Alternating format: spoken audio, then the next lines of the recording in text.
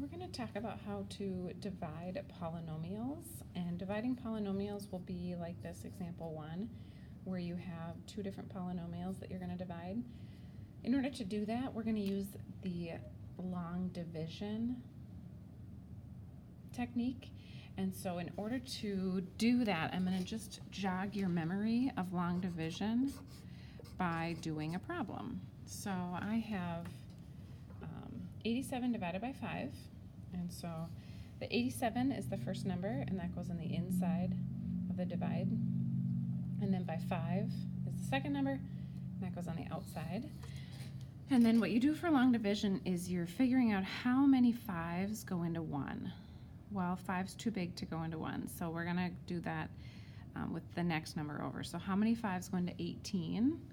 3 5s go into 18, and then I'll do 3 times 5 is 15, and then I'll subtract. 18 minus 15 is 3, and then I drop the 7 down.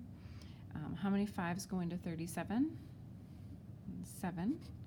7 times 5 is 35, so this one has a remainder of 2. So when we do long division with polynomials, we're going to do something very similar. Actually, I'll probably refer back to that. So first, the first polynomial we have goes on the inside.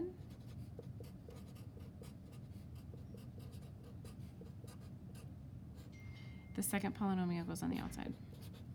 And what we're going to ask ourselves is similar to up here, like how many 5s go into 18. We're going to ask, like, how many x's could we put here? Or in other words, x times what would give me an x cubed is what I want. Because when I do my second step, which is this times this down here, what I'd really like to have happen is when I subtract, I want this 6x cubed to go away. So I ask myself, what times x gives me 6x cubed?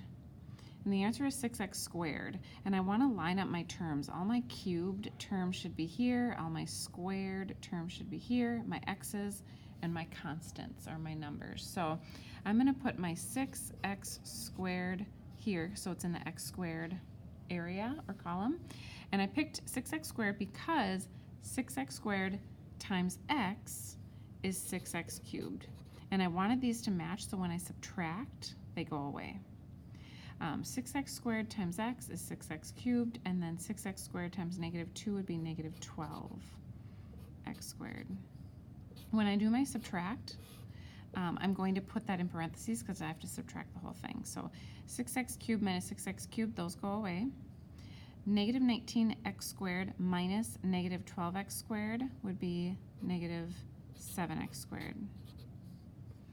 I'll drop down my 16x, and then I start over.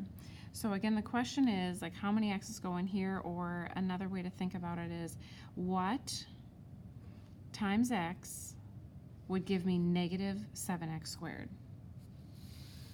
So what times x gives me that first term? And that would be -7x. And I put the x's in the x column. So I have to do -7x times both of those things. So -7x times x is -7x squared. -7x times -2 is +14x. I put that in parentheses because I have to subtract the whole thing. And -7x squared minus -7x squared, those go away. 16x minus 14x would be 2x. And I drop down that -4 and I start over. So what times x would be 2x, and that would be a +2. So 2 times x is 2x. Again, I want those to match. 2 times -2 is -4. And then I'll subtract. 2x minus 2x is nothing. -4 minus -4 is 0. So I have no remainder. So I can say 6x cubed minus 19x squared plus 16x minus 4. And when I divide by x minus 2, my answer is this. So 6x squared minus 7x plus 2.